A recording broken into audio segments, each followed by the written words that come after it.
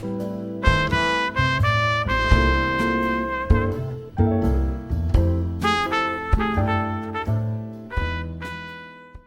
my name is Joe Jackson. I'm an author, journalist, interviewer, and broadcaster. The podcast you're about to hear is based upon an ebook I published privately in December 2012, which is an anthology of interviews I did for an Irish newspaper, the Sunday Independent. And what follows is the audio from one of those interviews, in this case with Billy Joel. It was done before one of his gigs in Madison Square Garden in 2002. At first, he gave myself and a group of Irish journalists who'd come to help promote his upcoming gigs in Dublin a press conference. Then they left, and I got extra time with the man himself. Enjoy. And the show we're going to see tonight obviously won't be the same show as you're going to be doing in Dublin, will it? It'll be different in Europe altogether. Really, yeah. Well, we don't even do Uptown Girl in the States. I don't even do that song. All right. But we have to do it in Ireland and Britain. Yeah. But do you want it? Or is it because it was I don't know. I don't know till I'm doing it. I mean, when you know about Westlife and that, of course. Westlife had a big hit with it. I think they want to join us to do a song, maybe Uptown Girl. All right, that might be happening. That's what I heard. I heard they wanted to come on stage and do something. Great. What did you think of their version? It'll be diplomatic. I'm trying to remember. Very good, that's the answer. No, I mean, I heard it a while ago. I don't know if they had the hit. Yeah. It was very similar. They used your arrangement. It was the same kind of arrangement. They used the arrangement. Just a few more voices dancing around. I don't remember that I hated it, so I guess it was all right. All right, okay. When I originally sang the song, I did it in a key that was really high, so I sounded like Frankie Valli from the Four Seasons. Oh, yeah. Because he was always straining to hit the high note. It was almost like somebody had him by the short and curlies, and you had to really strain to hit the high notes. That's what you got to do. So it really kills you doing that song during the night. So we haven't done it on this tour. All right, okay. People don't seem to miss it in the States, but I know we got to do it over there. So there'll be a couple of different songs. I know they like Honesty over there, and they like the more political stuff. Yeah, we'll play it by ear. If it's not working, we'll take it up back and shoot it. So how are things with you generally? Are you go form these days? Yeah. I guess, I mean, the schedule is really easy going on this tour. I'm not going to be doing long tours like I used to do. I know people thought I was retiring or something. I never said I was retiring. I just said, I'm not writing pop music, that was back in '93, and I haven't really written any pop songs. You're doing the classical stuff, you took shift focus. Yeah, I've been writing classical pieces, I've been writing thematic music or instrumental music, possibly orchestral music. I think some of these things could be songs. I don't really know where they're going to end up, what form they're going to take, but that's not important to me right now. What's just important is for me to write just for myself. We haven't done any really long tours. I toured with Elton for about 10 years. But this is a short tour, and we set up schedules so it's really easy. It's mostly been in the Northeast. We did some West Coast dates, did some Florida dates, but we're mostly going home every night, so pretty easy. Yeah, it's handy for you, but if I go home after a gig. Well, you don't get in trouble like that. You stay on the road too long, you start getting in trouble. Yeah, you've been through all that. You've done all that. I've been there, done that. Yeah. Had a t-shirt. And beating that Springsteen guy, does that mean anything to you personally, or is it just No, I mean, I never set out to beat anybody or better anybody. That's not a competition. I know Bruce. He's a friend of mine. Hey, come on, you were a boxer. There's a competitive bounce in you there. Not anymore. I mean, I used to box.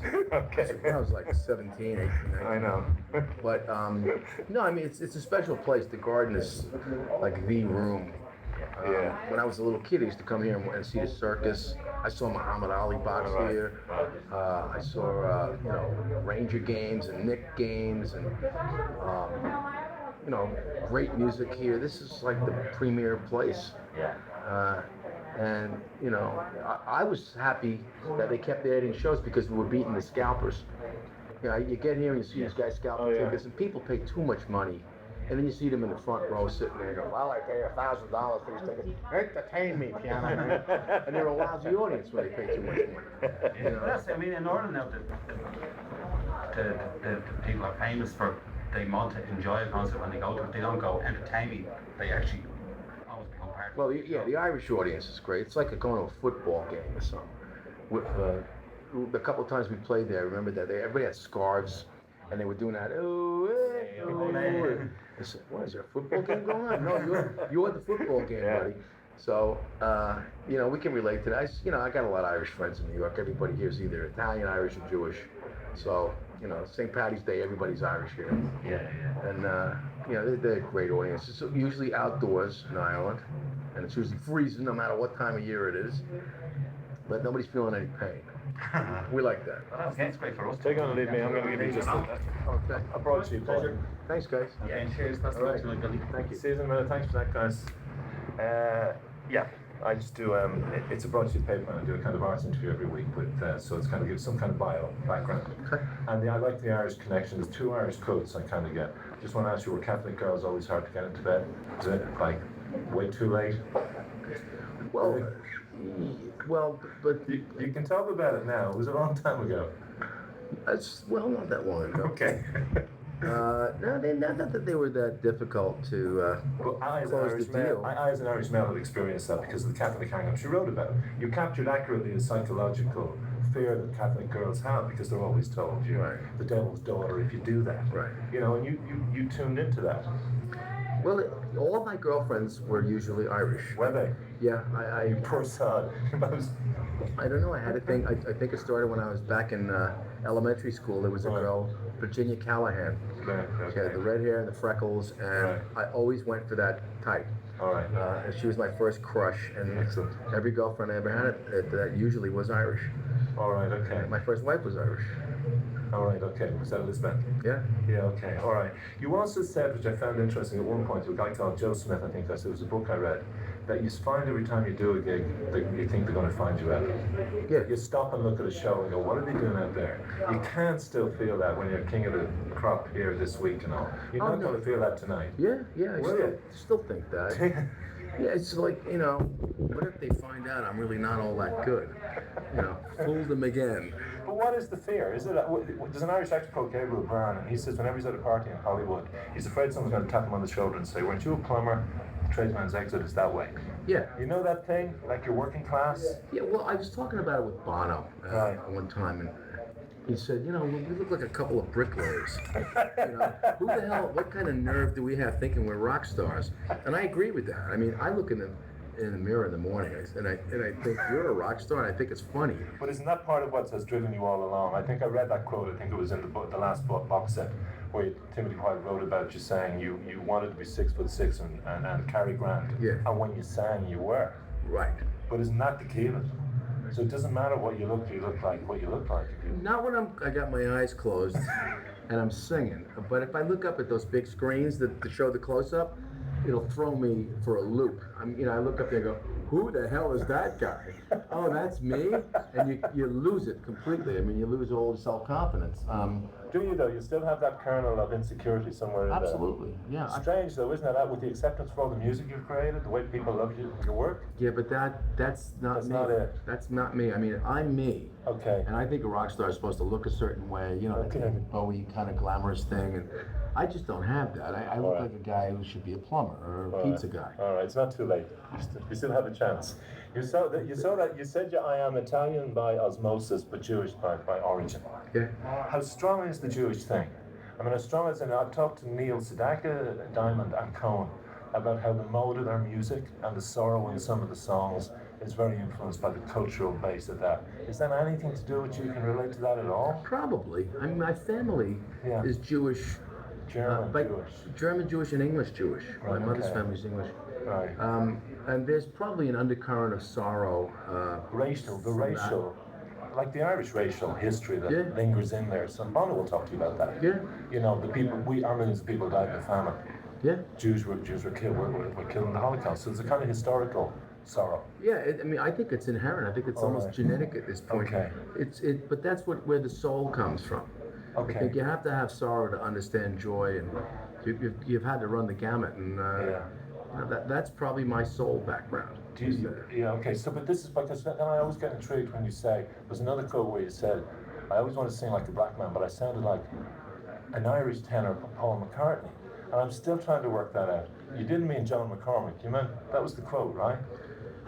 Is it the style of voice he uses, whereas you want it to be a black soul Well, I singer? think my voice naturally tends to be more of a very white sounding tenor, Yeah. and the Irish have the tradition of being the great tenors. Okay, so They're it's very, that very tradition. pure sounding. All right. And I like voices that kind of had a little dirt and gravel in them. Oh, okay. And a lot of the African American artists have that, black artists. But they also have, and they would say the Irish, Yeah. because we all have the racial oppression, we have the Jews. So I think you have it. I don't think there's a colour divide in your voice, to take the truth. That's just my hearing.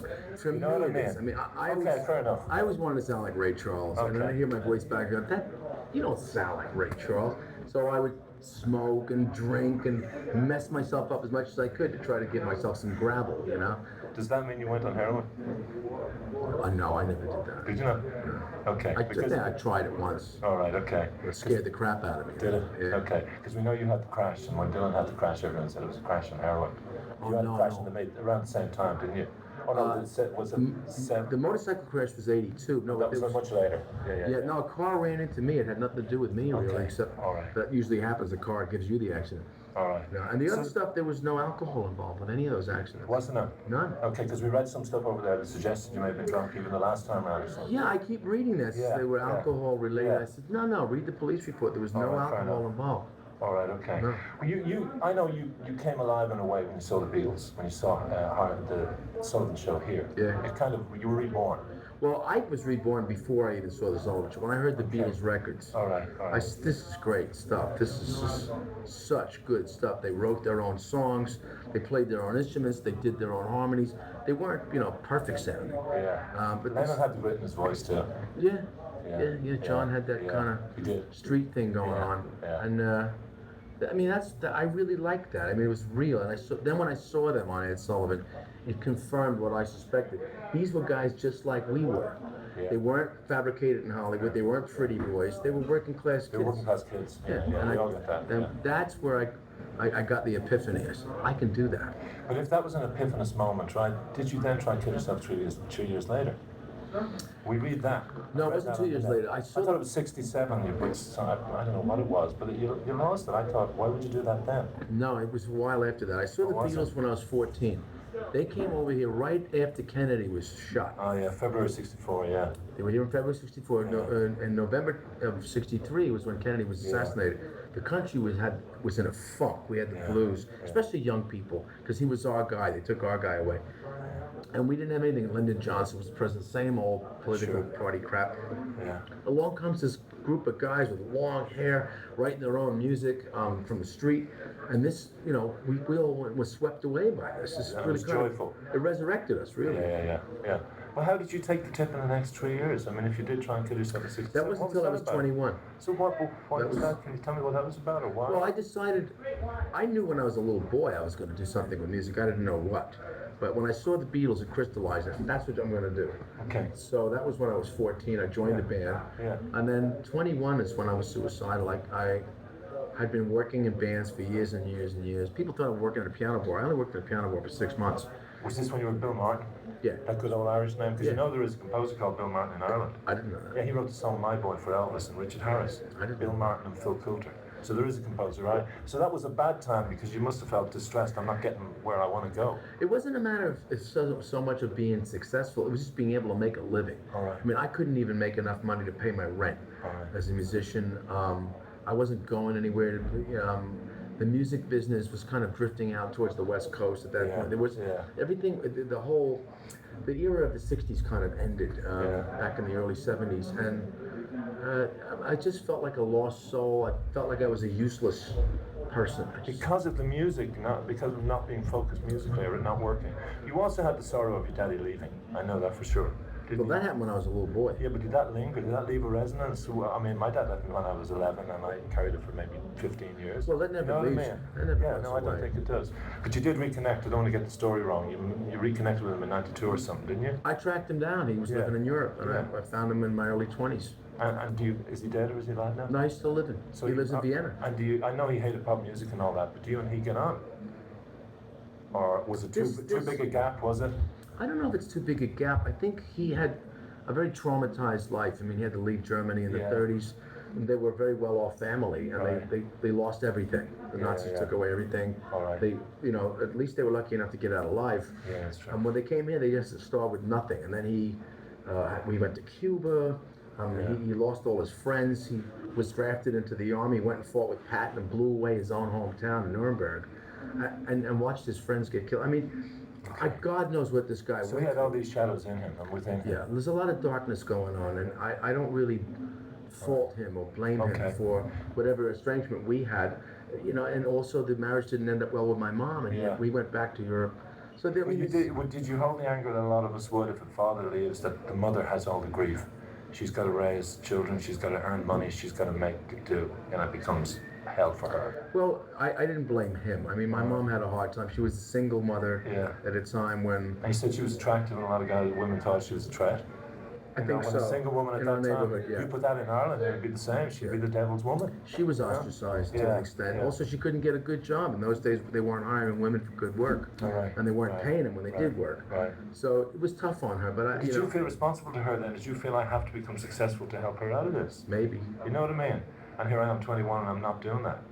Or did that even That's possible. I mean, this wasn't conscious. It wasn't a conscious. It wasn't a conscious thing. Oh, it's my fault, and I've got to help. I always tried to help out the family. I felt responsible in a lot of ways. Well, you became the man of the house in a way, didn't you? Yeah.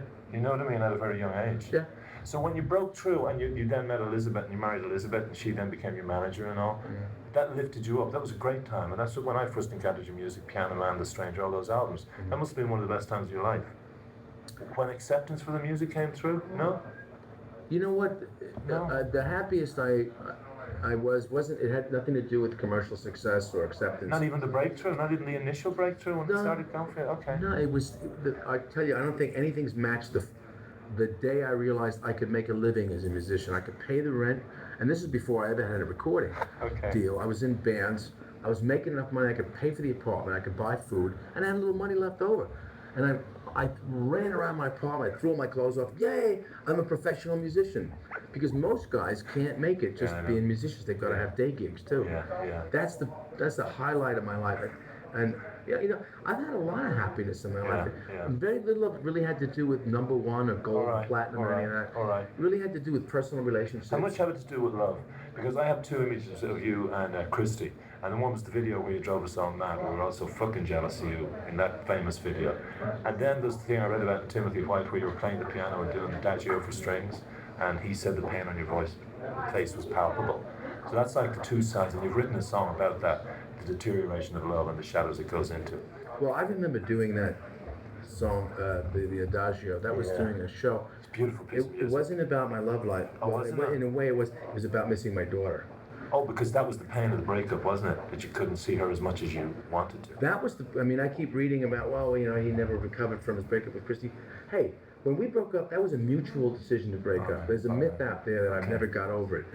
That's what these guys just said to me. I hadn't read that. They said he's still fucked by that, and I said, I don't know. Absolutely not.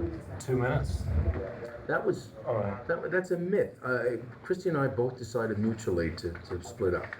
And I don't know how many times I said it, but the thing I missed most about that relationship was my daughter. I mean, I was a father. I didn't have a father, so to not be a father was really painful. That's where all that pain, that's where the grief and the pain came from. Yeah. So my daughter and I are very, very close. That's the most important relationship, other than my wife now. Yeah, well, I suppose I have to fast forward to that. But there is a good ending, and you've given guys of my age hope because you're a very young bride. You married a couple of years ago. You know what? Her age was not apparent to me. When I first met her, I didn't know how old she was. Then I found out after we started to have a relationship how old she was.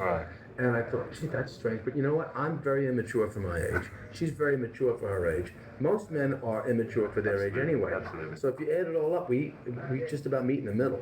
All right. So are you at a good point in your life now in relation to relationships? I know you were in rehab, and I'm not going to focus on it. But I mean, what happened there? And you seem to have gone through a very dark period before you met her. Well, I think if you drink long enough, it's going to become a problem. It was just something we did. I grew up in a neighborhood where there was a corner bar. That's where everybody ended up. We went down to the pub, and you hung out at the pub. And we just kept doing it. You guys were doing wine long before us. Well, yeah, wine. I could afford the good stuff, so I was drinking that. All right. But So is that what finally caught up on you? I think so. It was just a habit, and we were just used to doing it. And I probably took going to a place like that to say. Where was this? What was the rehab? Do I know? Was it Betty? Was it the Ford? Yeah, it's Betty Ford. Right, okay. All right. So that's the place I knew. And I mean, I keep reading where I went a couple of times. I only went once. Did you only? Okay. I just went the one time. I tried to go before that, but the press found out about it, and I had to leave because we couldn't get anything done. Did it also involve psychiatric treatment though along the way? I've read that you had that. There's a lot of brainwashing involved. I don't buy into a lot of it. All right. I'm not. Don't make Get me. you off drink. There's a lot. Well, yeah, I think some All people right. may need that, but I keep telling people, don't make me the poster boy for AA, because I don't know a whole lot about sobriety, but I know a hell of a lot about drinking. I'm an expert on All that. right, okay. So I'm going my own way on it, and I'm doing fine. But was that before you met your current wife? Was this all where your life began to fall? Or was it still when you were with her, you still had to clear that up? Well, it crystallized when we got together and we got married. I said, you know what? I don't want to be doing this anymore. Okay. I don't want to be going through this. I want to close that book. But was it the Irish thing, the man Richard Harris, 2 bottles of vodka a day? Was it really excessive stuff? Or was it like... It's got to a point where I just wasn't keeping track of it anymore. All right, okay. And you start to lose it. And I said, that's it. We're just going to stop now. And what about the acceptance with the music? I'm coming... The idea that, I mean, this to me is a great peak to hit. But the acceptance of the classical music too, because you started off when your mum told about you being identified as playing Mozart when you were a baby. You're back to roots in a very fundamental way there too, aren't you? Does it feel good to be creating that kind of music too? Absolutely. You know what I mean? I've always loved and that. your daddy must love that, because if he hates the pop, post the big bands, he hates it all, doesn't he? No, he doesn't dislike. does he not? He doesn't dislike jazz. He doesn't dislike big band. I think rock and roll was problematic for him. It's a little too simplistic for him. All right. I mean, he's German, and so there's all that Sturm und Drang that they need. Yeah. But the Irish love too. Yeah. But there is a lot of that in your. I mean, I think my favorite song of yours is "The River of Dreams," and I used to kick off a radio series because I think it's aspirational. Right. And even though you say you're not spiritual and you're rocks atheist and all this about you, there's still, to me, a spiritual yearning in your voice. Oh, absolutely. You know what I mean? Oh, and I yeah. think that's what the Irish. I think when you sing in Dublin that day, and when they join you, you'll hear that. It's a very Irish thing, the spiritual yearning. Bono, that's where he sings from. Yeah. So I think that's what you and Oh, I know that it's there. I mean, I'm not spiritual in the religious sense. I'm spiritual in the spiritual sense. Yeah. You know, I mean, it's there. I mean, we all have it. But do you still feel you're searching for something? Absolutely. Yeah. I have a theory Right. that you figure it out the minute before you die. Okay. Just before you kick off, you go, Fucking I optimist. got it. Bang. That's it. Like God lets you see. You get the light, and then God. That's your fucking German blood, baby. That is so black. Probably. Yeah. But I mean, you should be getting a sense of getting close to it, not death. But there's something now because you're in a good relationship. You've got a handle on the Oh, yeah. drinking. Your career is flying. So you should be feeling it coming closer. I wrote a song about it called Shades of Grey. So Okay. the more Oh, yeah, I I know. find out, the less I know. Okay. All right. That's okay. We got a minute, Okay, so. you do? Okay. Yeah. Okay. Go on. Shades of Grey. Yeah. Yeah, I mean, things become less clear the older I get, and I think that's as it should be. I'm not so sure about my bloody opinions anymore. All right. I'm much more willing to listen to another point of view. I'm much more open to things now, and I'm open to the spiritual side of things too as well. So I don't fight it like I But used not to. in a rigid doctrinarian Not in a dogmatic way. sense, no. Yeah. So like Bono is. I mean, Bono was a born again Christian, but now he embraces as much as he can. Or Presley was a fundamentalist, and then he kind of embraced every kind of new age. Well, I call it dead again. I'm dead again. Are you? Yeah. Which is okay. It's a very interesting realm.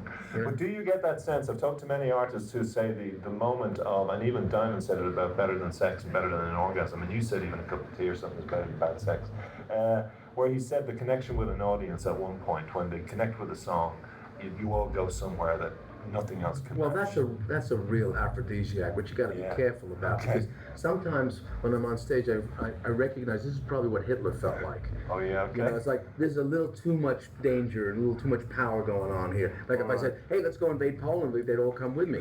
And you got to watch that. You know, you got to take a grain of salt with it. All right, but isn't that a moment of spiritual union, to put a very romantic phrase Yeah. to it? I think. It is, but I feel it in an audience. I mean, the only gig I was at here was with Joni Mitchell and Bob Dylan, and Dylan was in great form that night.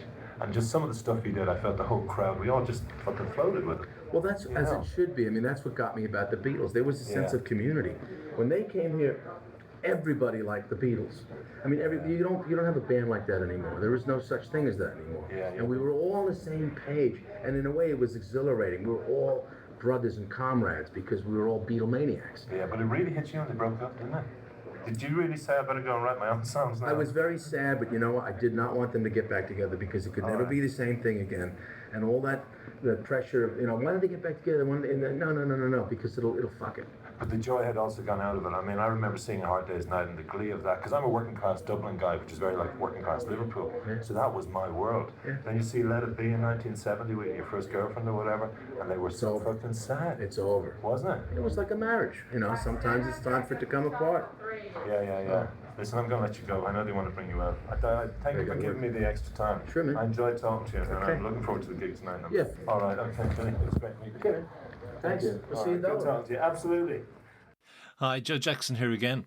I thank you for listening to this podcast, and the book is available, as I said, from Amazon or my website, joejacksoninterviewer.com.